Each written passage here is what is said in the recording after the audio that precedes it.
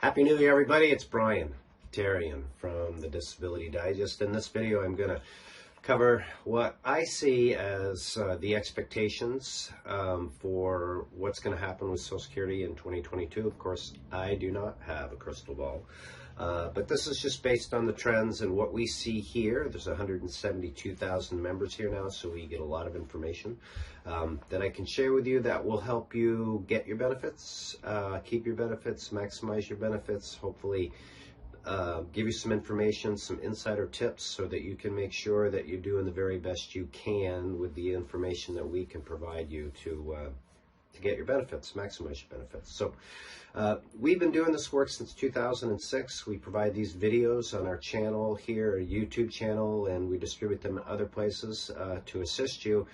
We also offer a no-charge membership, so you can have a personalized approach to helping you get or maximize your disability benefits. So first thing I would suggest that you do so that you don't miss any of our upcoming information that we're going to have is click subscribe, ring the bell, and if you're not a member, you can join us at the end. I'll put up the banner there so you can go to our website and join us as a member. But here we go for 2022.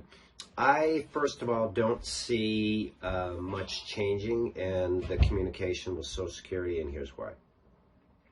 We're in this new round of COVID that's going on. As a matter of fact, that's my bed in the background. I am in day 4 of quarantine. Here's my test. And so this COVID is going to impact Social Security, continue to impact Social Security as it has in the past. And what that means is that the primary way to deal with them is through online services. And you can bring information to their local offices, and in some exceptional situations, you can go into their local offices, but that part has been basically blocked off. The hearings that they have for cases that go to court are still, in my expectations and the circles I travel in, are going to continue to be dealt with telephonically, maybe with video. And even if they do go back to a in-person type environment, what we will see is, from what I hear, is that a judge will be in one room and somebody will go in another room to have their hearing done. So it'll be like, you might as well stay at home. So judges are older, they're limited, they're highly valued. They don't want them getting corona. I know from my own personal experience, it is not fun to get it. So a quick pause on that. I do have a kind of a note for all you families out there. Whether you've had it or not, I would suggest getting some of these instant test kits to keep around the house, because when you think you might need them and you try to go get them, that's a difficult situation, as we know from our own personal experience. And in our family of 4, we have 3 people that have had COVID, and they're all fully vaccinated. So I work at home. I have limited exposure to people. I mean, who would have thunk?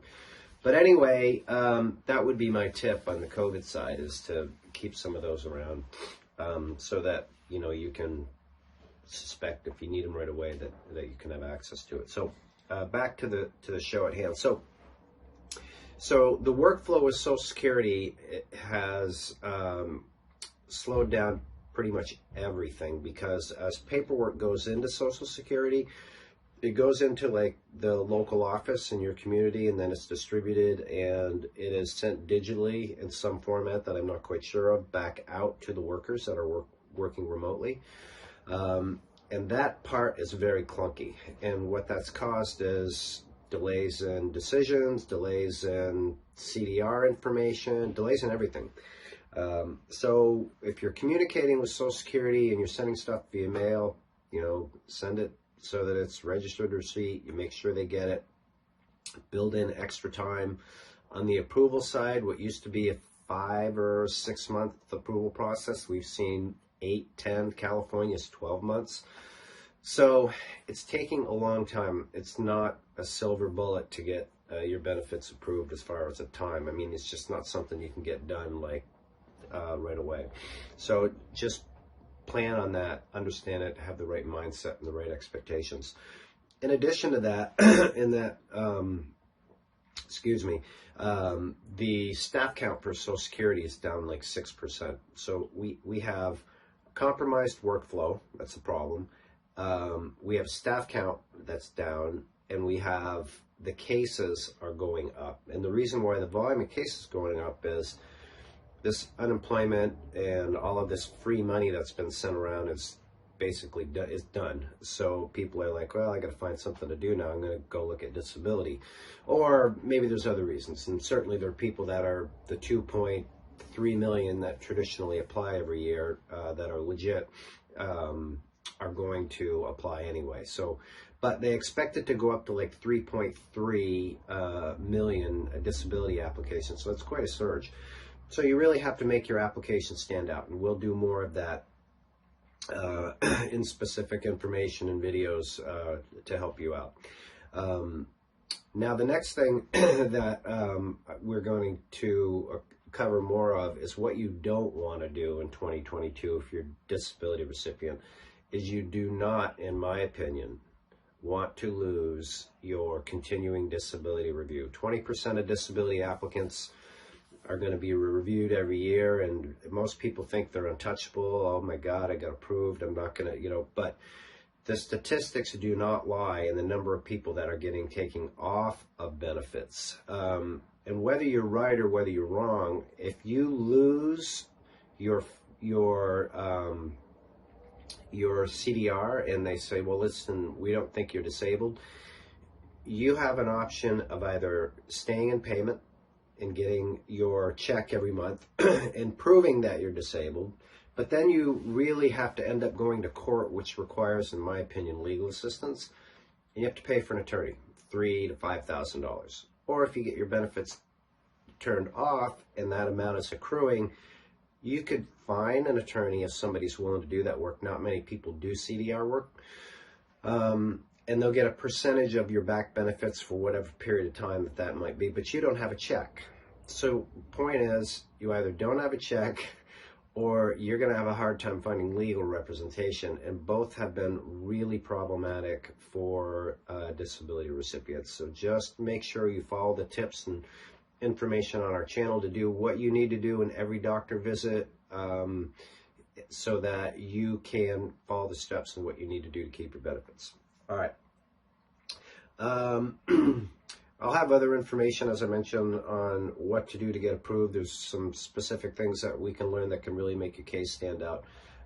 Where I do see some opportunities is this, is you are allowed to earn $970 a month and keep your benefits in 2022.